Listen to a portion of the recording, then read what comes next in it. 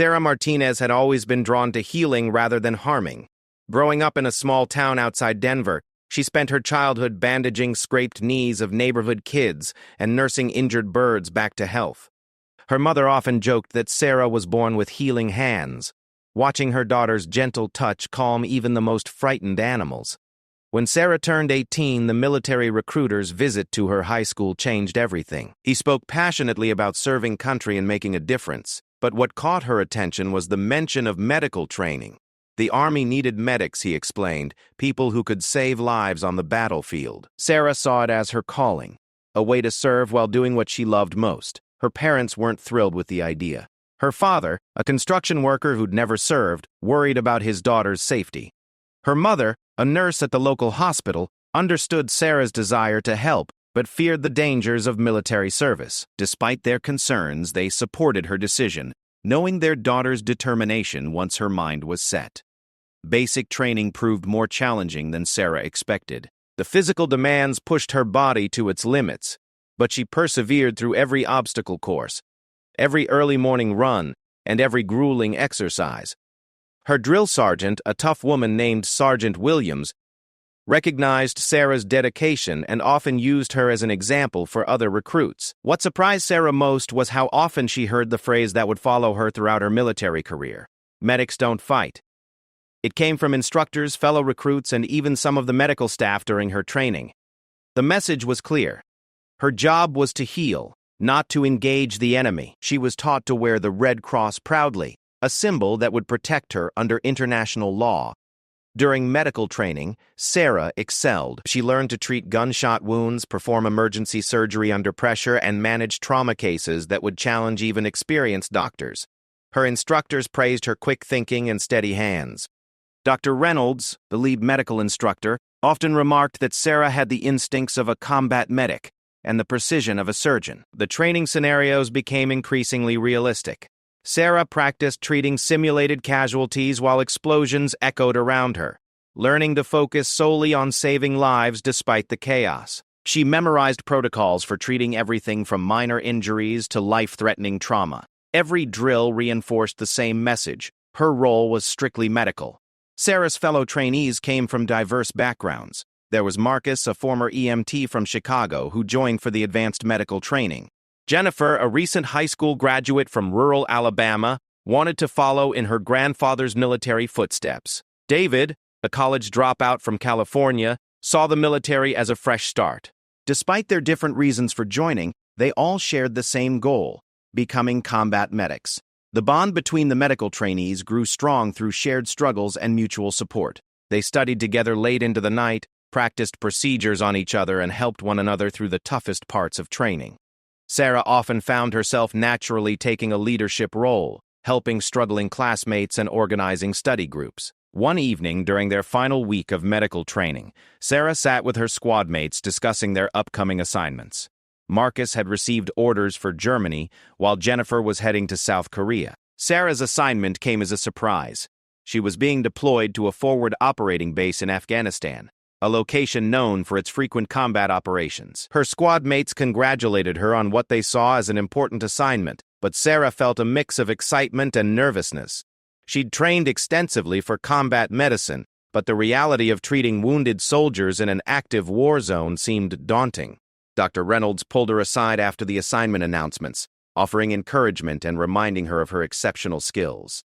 The weeks leading up to deployment were filled with additional specialized training. Sarah learned about the specific challenges of desert medicine, including treating heat injuries and managing limited medical supplies. She practiced helicopter medical evacuations and studied the latest battlefield medicine techniques. Every instructor emphasized her non-combatant status and the protection it afforded her. Sarah's parents visited during her final leave before deployment. The goodbye was emotional, with her mother crying and her father struggling to maintain his composure. They were proud of their daughter but terrified of what lay ahead. Sarah reassured them that medics stayed in safe areas, protected by international law, and focused solely on medical duties. Her flight to Afghanistan was long and filled with nervous anticipation.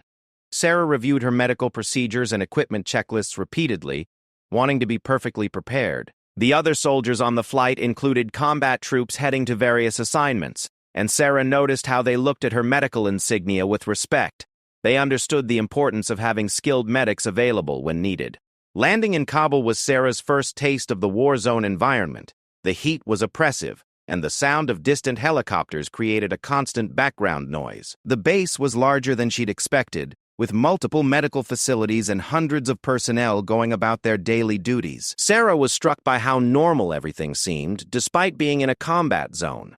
Her assignment was to Forward Operating Base Phoenix, a smaller outpost about 50 miles from Kabul. The base served as a staging area for patrols and operations in the surrounding region. Sarah learned that she would be the primary medic for Alpha Company, responsible for providing medical support during their missions and maintaining the health of approximately 100 soldiers. The company commander, Captain Johnson, welcomed Sarah personally upon her arrival at Phoenix. He was a career officer with multiple deployments under his belt, and he made it clear how much he valued having an experienced medic assigned to his unit. Sarah appreciated his confidence in her abilities, though she wondered if she truly deserved such high expectations. Her medical facility at Phoenix was well-equipped but compact. Sarah had everything needed for battlefield medicine, from basic supplies to advanced life support equipment. She spent her first week familiarizing herself with the layout, organizing supplies and establishing procedures with the evacuation helicopter crews, who would transport serious casualties to larger medical facilities. The soldiers of Alpha Company were initially curious about their new medic. Many had served with other medics before and understood the crucial role they played. Sarah made an effort to get to know each soldier, learning about their families, backgrounds, and concerns. She wanted them to trust her completely when their lives might depend on her medical skills. Her daily routine included morning sick call, where soldiers came with everything from minor injuries to routine health concerns. Sarah treated sprained ankles, digestive issues, and homesickness with equal professionalism. She also accompanied patrols as needed, though most missions in their area were considered routine security sweeps with minimal risk of contact with enemy forces. The first serious medical case Sarah handled was a soldier who suffered heat exhaustion during a training exercise. The young private collapsed during a march, and Sarah quickly assessed his condition, started IV fluids, and coordinated his evacuation to a larger medical facility. Her calm professionalism during the emergency earned the respect of everyone who witnessed it. As weeks passed, Sarah settled into the rhythm of military life in a combat zone. She maintained her medical skills through regular training exercises, participated in base security duties like guard shifts, and built strong relationships with the soldiers she served. The work was rewarding, and she felt she was making a real difference in maintaining the unit's health and morale. The constant reminder that medics don't fight came up regularly in conversations and briefings. Sarah understood her role clearly. She was there to heal, not to engage in combat. Her weapon was carried for personal protection only, and she hoped never to use it for anything other than training. The red cross on her helmet and uniform marked her as a non-combatant, protected under international law. Letters from home helped maintain Sarah's connection to life outside the military. Her mother wrote about patients at the hospital and asked detailed questions about Sarah's medical work. Her father shared news from the construction sites and always reminded her to stay safe. Friends from high school were starting college or beginning careers, living lives that seemed increasingly foreign to Sarah's current reality.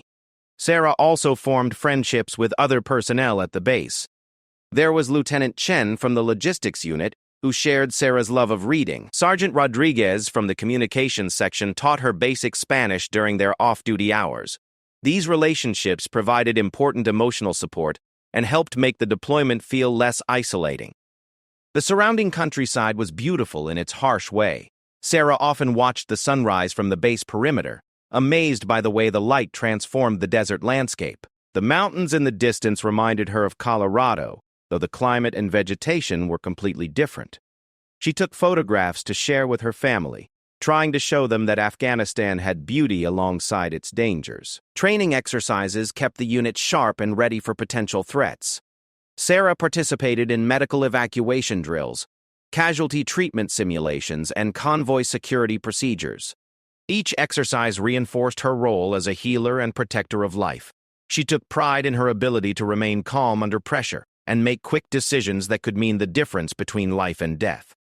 The base received regular intelligence briefings about potential threats in the area. While most information suggested low levels of enemy activity, everyone remained vigilant. Sarah paid attention to these briefings while focusing primarily on her medical responsibilities. She trusted the combat soldiers to handle security while she concentrated on keeping everyone healthy and treating any injuries that occurred. Sarah's confidence grew with each passing week. She successfully treated various medical issues, from minor cuts to more serious injuries during training accidents. Her medical supplies were well organized, her procedures were efficient, and her relationships with the soldiers were strong. She felt prepared for whatever medical challenges might arise during the deployment. The weather began changing as autumn approached, bringing cooler temperatures and occasional dust storms that reduced visibility to mere feet. Sarah learned to secure her medical equipment during these storms and adapted her procedures to account for the challenging conditions. The changing season also meant adjustments to patrol schedules and base security procedures. Communication with the outside world was limited but precious. Sarah looked forward to her scheduled calls home, though the time difference made coordination difficult. She wrote emails when internet access was available and kept a journal to document her experiences. Writing helped her process the unique aspects of military medical service and maintain perspective on her role. As her first months in Afghanistan passed, Sarah reflected on how much she'd learned and grown. The experience was challenging but rewarding, and she felt she was truly making a difference in the lives of the soldiers she served. The constant reminders that medics don't fight seemed less relevant as days passed peacefully, focused on routine medical care and unit health maintenance. Her medical skills were sharp, her relationships were strong, and her confidence was high. Sarah felt prepared for whatever the remainder of her deployment might bring, secure in her role as a healer and protected by the international laws governing medical personnel in combat zones. The red cross she wore proudly symbolized her commitment to saving lives, not taking them, a principle that would soon be tested in ways she never imagined. The morning of October 15th started like any other day at Forward Operating Base Phoenix. Sarah woke at 5:30 to the familiar sound of reveille echoing across the compound. She completed her morning routine methodically. Quick shower, uniform inspection, equipment check. By 6:15, she was reviewing her medical supply inventory, a habit that had become second nature during her months at the base. The weather forecast predicted clear skies and moderate temperatures, perfect conditions for the scheduled patrol mission. Alpha Company was tasked with conducting a routine security sweep through 3 nearby villages, checking on local relationships and gathering intelligence about recent Taliban activity in the region. Sarah had participated in dozens of similar missions without incident, providing medical support while the soldiers handled security operations. Captain Johnson conducted the pre-mission briefing at 700 hours sharp. Intelligence reports suggested minimal threat levels in their assigned sector, with no recent enemy activity or concerning indicators. The mission was expected to take 6 hours, including travel time and interaction with village leaders. Sarah listened attentively while organizing her medical kit, ensuring she had everything needed for potential injuries or medical emergencies. Her equipment loadout reflected her non-combatant status. Sarah carried extensive medical supplies including trauma kits, IV fluids, pain medications, and emergency surgical tools. Her personal weapon, an M4 carbine, remained secondary to her medical responsibilities. She'd qualified on the weapon during training, but hoped never to use it for anything beyond required practice sessions. The convoy consisted of 4 armored vehicles carrying 36 soldiers plus Sarah. She rode in the second vehicle with Captain Johnson and his command team, positioned to provide rapid medical response if needed. The soldiers were experienced and professional, having completed numerous similar missions during their deployment. Sarah felt secure in their competence and protection. The drive to their first village took 40 minutes through winding mountain roads that offered stunning views of the Afghan countryside. Sarah observed the landscape through her armored window, noting how different everything looked compared to her hometown in Colorado. Children, in some areas, waved at the convoy, while adults watched more cautiously from doorways and market stalls. Village interactions went smoothly during the first 2 stops. Local leaders were cooperative, sharing information about recent activities and expressing gratitude for the medical supplies Sarah distributed. She treated minor ailments for several villagers, including an elderly man with infected cuts and a young mother concerned about her infant's fever. These moments reminded Sarah why she'd chosen military medicine, the opportunity to help people regardless of circumstances. The third village, however, felt different from the moment they arrived. Sarah noticed the absence of children playing in the streets and the way adults quickly disappeared into buildings. The soldiers recognized the signs too, their alertness increasing as they established security positions around the village center. Captain Johnson made the decision to limit their time in the area and focus on essential mission objectives. Sarah was treating a teenage boy's infected hand wound when the first explosion occurred. The blast came from the eastern edge of the village, approximately 200 meters from their position. The sound was deafening, followed immediately by small arms fire from multiple directions. The boy she was treating screamed and tried to run, but Sarah held him steady while scanning for threats and injured soldiers. Captain Johnson's voice cut through the chaos over the radio, coordinating defensive positions and calling for air support. Sarah completed her treatment of the boy's wound while listening to situation reports from squad leaders. 2 soldiers were reported wounded in the initial blast, requiring immediate medical attention. Her training kicked in automatically, suppressing fear and focusing on her medical mission. Moving through the village under fire challenged every aspect of Sarah's training. She low-crawled from cover to cover, dragging her medical kit while bullets snapped overhead. The weight of her equipment seemed enormous, but she forced herself to keep moving toward the wounded soldier's position. Each movement required careful timing to avoid exposing herself to enemy fire. The first casualty was Specialist Williams, a 20-year-old soldier from Texas who'd suffered shrapnel wounds to his legs and abdomen. Sarah quickly assessed his injuries, while Private Martinez provided security. His rifle trained on nearby buildings where muzzle flashes indicated enemy positions. Williams was conscious but losing blood rapidly, requiring immediate intervention to prevent shock. Sarah's hands moved efficiently despite the continuing gunfire around their position. She applied pressure dressings to Williams' leg wounds while starting an IV line to replace lost fluids.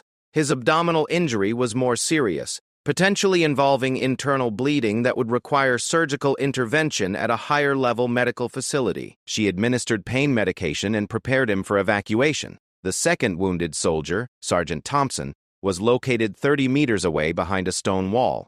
Thompson had taken a rifle round through his shoulder, the bullet passing completely through muscle tissue without hitting major blood vessels or bones. While serious, his wound was less life-threatening than Williams' injuries. Sarah quickly moved between the 2 casualties, prioritizing treatment based on medical severity.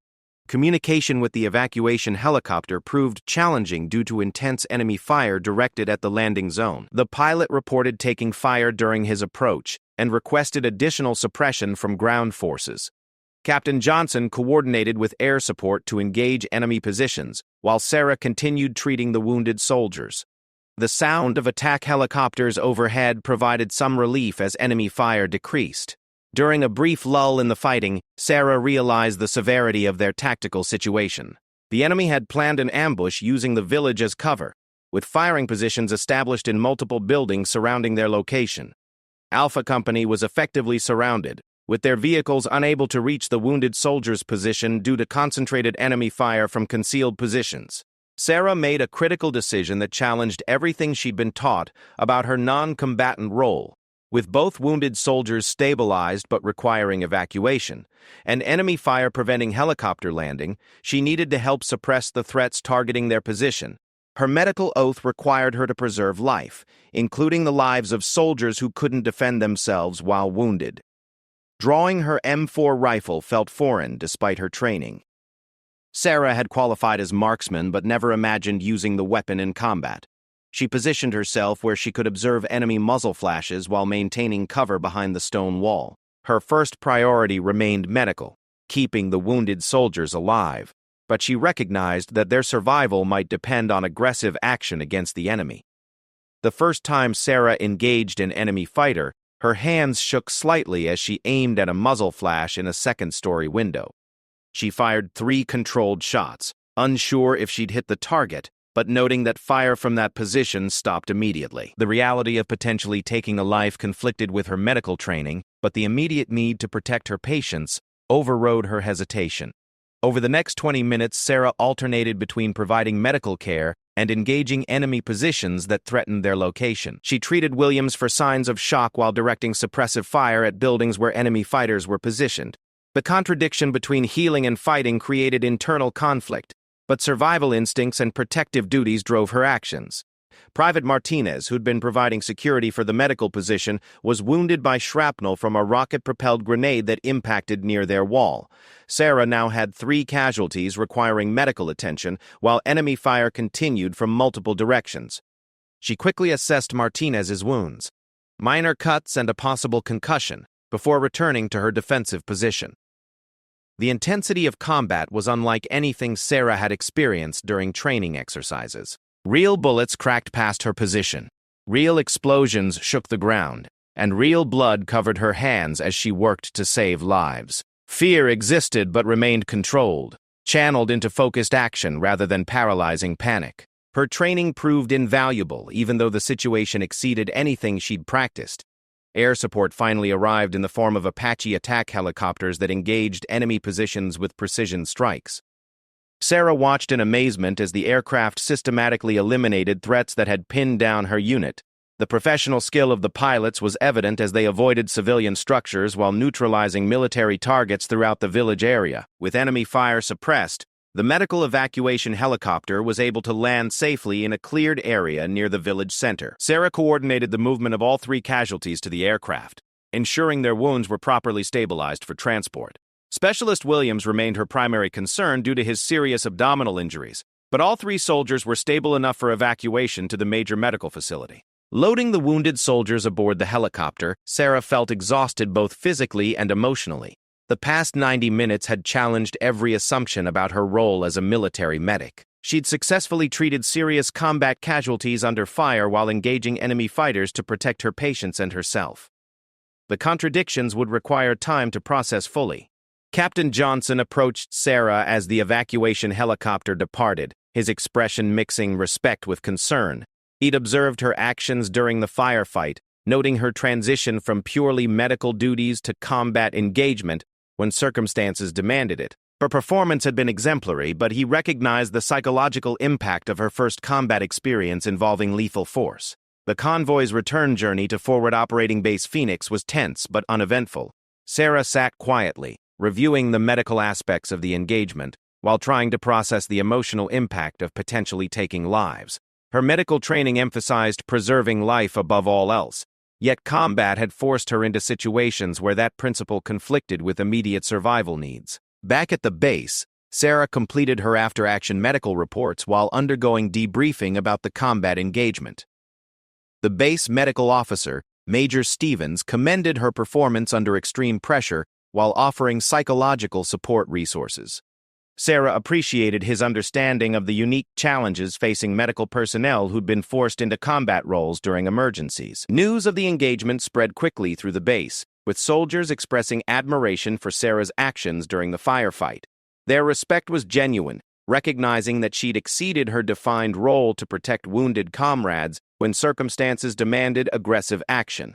However, Sarah felt conflicted about the praise, unsure how to reconcile her medical mission with combat actions. That evening, Sarah sat in her quarters writing a letter home to her parents. How could she explain what had happened without terrifying them? How could she describe engaging enemy fighters while maintaining her identity as a healer? The letter proved difficult to write, forcing her to confront the reality that her deployment had fundamentally changed from routine medical support to active combat participation. Sleep came fitfully that night, interrupted by dreams mixing medical procedures with combat scenes. Sarah replayed the day's events repeatedly, analyzing her medical decisions while questioning her combat actions.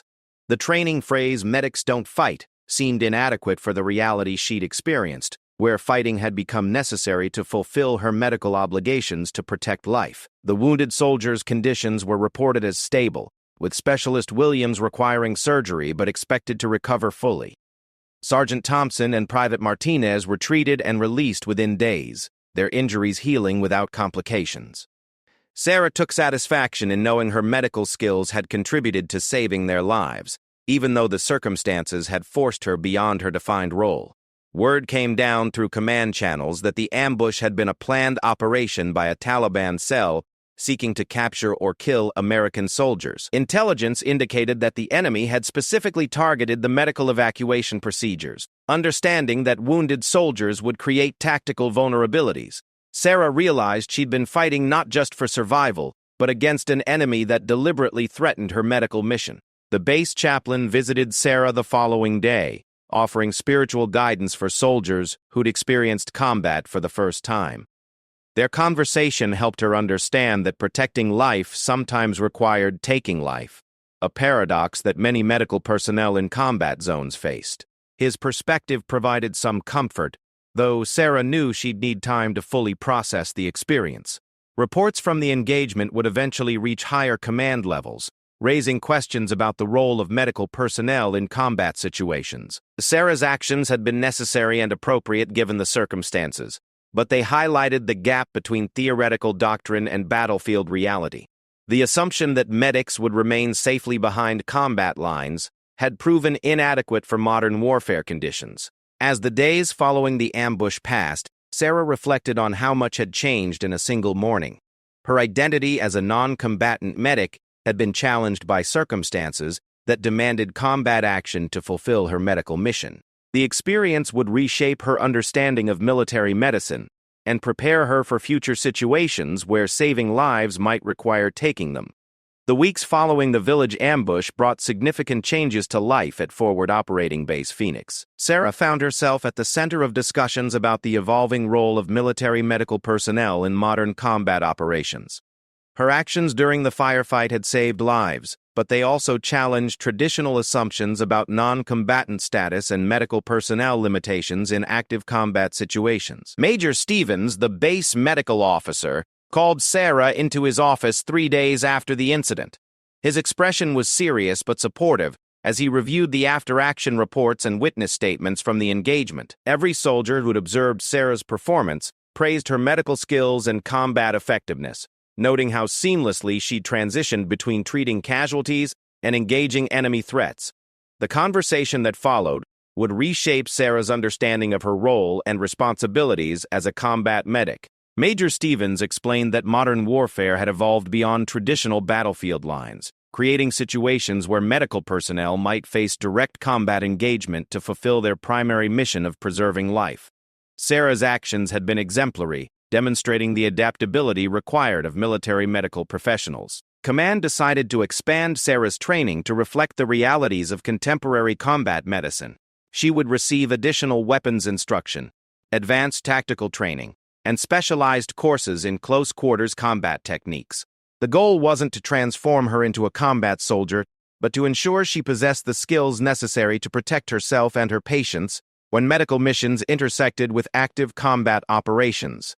The psychological impact of her first lethal engagement continued to affect Sarah in subtle ways. She found herself more alert during routine activities, scanning areas for potential threats even within the secure base perimeter. Sleep remained interrupted by dreams mixing medical procedures with combat scenarios, though the intensity gradually decreased as days passed without additional incidents. Sarah's relationship with the soldiers of Alpha Company deepened significantly after the ambush. They'd witnessed her courage under fire and her commitment to their welfare, creating bonds of trust and respect that transcended normal medic-patient relationships. Soldiers approached her with personal problems as well as medical concerns, recognizing her as someone who'd proven herself in the crucible of combat. Letters from home became more challenging to write as Sarah struggled to convey her experiences without alarming her family. Her mother's nursing background helped her understand the medical aspects of Sarah's deployment, but explaining the combat engagement required careful consideration. Sarah eventually decided to share a simplified version of events, emphasizing her medical role while downplaying the violence she'd experienced and participated in. Training exercises at the base took on new significance for Sarah. She participated in combat simulations with increased intensity, recognizing that her survival and ability to treat casualties might depend on tactical skills as much as medical knowledge. Her marksmanship improved steadily, though she hoped never to use those skills again in actual combat situations. The base received new intelligence indicating increased Taliban activity in their operational area. Enemy forces were apparently adapting their tactics to target medical personnel and evacuation procedures, recognizing the tactical and psychological impact of attacking healers. This information reinforced the importance of Sarah's expanded training and preparation for potential future engagements. Sarah's medical duties continued alongside her enhanced combat preparation. She treated routine injuries and illnesses, conducted medical inspections, and maintained relationships with soldiers throughout the base. However, her approach to medical evacuation procedures changed significantly, incorporating security considerations and tactical planning that hadn't been necessary during her earlier, more peaceful deployment period. The base chaplain, Captain Rodriguez, became an important source of support during Sarah's adjustment period. Their regular conversations helped her process the moral complexities of her situation, particularly the apparent contradiction between her healing mission and her combat actions. His perspective that preserving life sometimes required taking life provided philosophical framework for understanding her evolving role. 3 weeks after the ambush, Sarah received word that Specialist Williams had made a full recovery from his abdominal injuries and was being returned to duty at another base. Sergeant Thompson and Private Martinez had also recovered completely and remained with Alpha Company. Their gratitude towards Sarah was evident in every interaction, though she deflected praise by emphasizing the team effort that had saved their lives. Sarah's enhanced training included courses in battlefield psychology and stress management. She learned techniques for maintaining emotional equilibrium during high-stress situations and methods for processing traumatic experiences. These skills proved valuable not only for her own mental health, but also for supporting other soldiers who experienced combat stress or traumatic incidents. The arrival of a new replacement medic, Corpsman Jenkins from the Navy, provided Sarah with an opportunity to share her hard-earned knowledge about combat medicine realities. Jenkins had completed traditional medical training but lacked combat experience, making him initially naive about the potential for medical personnel to become directly involved in fighting. Sarah mentored him carefully, preparing him for situations that exceeded standard training scenarios. Base security procedures were modified based on lessons learned from the village ambush. Medical personnel were now included in advanced tactical training sessions, and evacuation procedures incorporated additional security measures. Sarah participated in developing new protocols that balanced medical efficiency with security requirements, drawing on her unique experience as a medic who'd engaged in direct combat. Sarah's weapon proficiency continued improving through regular training sessions with the base's combat instructors. She learned advanced shooting techniques, tactical movement, and close-quarters combat skills that complemented her medical training. The goal was creating a well-rounded professional capable of functioning effectively in any situation that might arise during deployment. Communication with medical facilities at higher echelons revealed that Sarah's experience wasn't unique. Other combat medics throughout Afghanistan and Iraq had faced similar situations where combat engagement became necessary to fulfill their medical mission. The military medical community was beginning to acknowledge the gap between doctrine and battlefield reality, leading to discussions about updated training and role definitions. Sarah received a commendation for her actions during the village ambush, recognizing both her medical performance and combat effectiveness. The award ceremony was attended by base personnel and visiting senior officers, who wanted to understand the evolving role of medical personnel in contemporary warfare. Sarah appreciated the recognition while remaining focused on her primary mission of preserving life. The autumn season brought changes in operational tempo and mission requirements. Cooler weather enabled longer patrol operations, while seasonal patterns in enemy activity required adjusted security measures. Sarah participated in planning sessions for upcoming operations, her combat experience providing valuable perspective on medical support requirements for complex missions in hostile environments. Sarah's journal entries during this period reflected her evolution from traditional medic to combat medical professional. She wrote about the ongoing tension between healing and fighting, the necessity of violence to preserve life, and the psychological adaptation required to function effectively in both roles. Her words revealed someone grappling with fundamental questions about identity, duty, and moral complexity in warfare. Training scenarios became increasingly realistic as base personnel prepared for potential large-scale enemy attacks. Sarah participated in exercises simulating mass casualty events, base defense operations, and evacuation procedures under fire. Her unique experience as a medic who'd actually engaged in combat provided valuable insights for improving training effectiveness and realism. The relationship between Sarah and Captain Johnson evolved as they worked together on operational planning and unit preparation. He valued her perspective on medical considerations during mission planning while respecting her enhanced combat capabilities. Their professional partnership demonstrated how traditional military roles could adapt to meet contemporary challenges without losing focus on core missions. Sarah's family received an edited version of her commendation through official channels, causing mixed reactions of pride and concern. Her mother understood the significance of recognition for medical excellence, while her father worried about the circumstances that had led to combat engagement. Their letters reflected this duality, expressing support while hoping for her safe return to peaceful medical duties. Equipment modifications reflected lessons learned from Sarah's combat experience. Her medical kit was reorganized to enable faster access during combat situations, while her personal weapon was upgraded with accessories improving accuracy and usability. These changes represented the practical adaptation of a medical professional to combat realities while maintaining focus on life-saving capabilities. As her deployment progressed past the halfway point, Sarah reflected on her transformation from inexperienced medic to seasoned combat medical professional. The journey had been challenging, forcing her to confront assumptions about her role and capabilities while developing skills she'd never expected to need. The experience had been traumatic but also empowering, proving she could adapt and excel in the most demanding circumstances. Sarah's influence on base medical procedures extended beyond her individual performance. Her insights about combat medicine helped improve training for other medical personnel, evacuation procedures, and tactical considerations for medical support operations. She became an unofficial advisor on issues related to medical personnel security and combat effectiveness, sharing knowledge that could save lives in future engagements. The base received intelligence about planned enemy attacks targeting medical facilities and personnel, confirmation of the threats Sarah had faced during the village ambush. This information validated the importance of enhanced combat training for medical personnel and supported policy changes being considered at higher command levels. Sarah's experience had contributed to broader understanding of evolving warfare patterns. Looking toward the remaining months of her deployment, Sarah felt prepared for whatever challenges might arise. She'd proven her ability to function effectively as both healer and fighter when circumstances demanded it. The internal conflict between these roles hadn't disappeared completely, but she developed strategies for managing the tension while maintaining effectiveness in both capacities.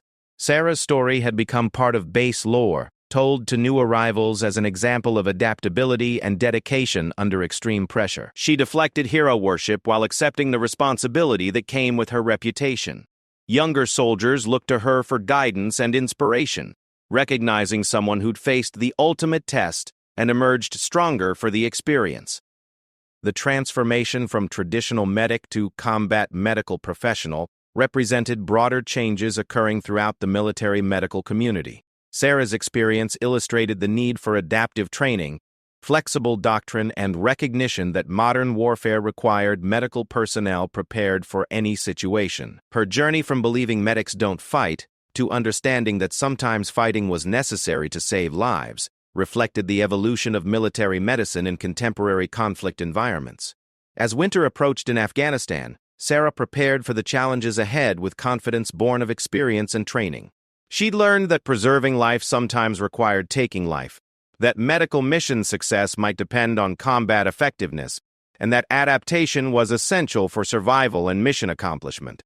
Her story continued, shaped by the lessons of that pivotal day when everything changed and she discovered capabilities she'd never known she possessed.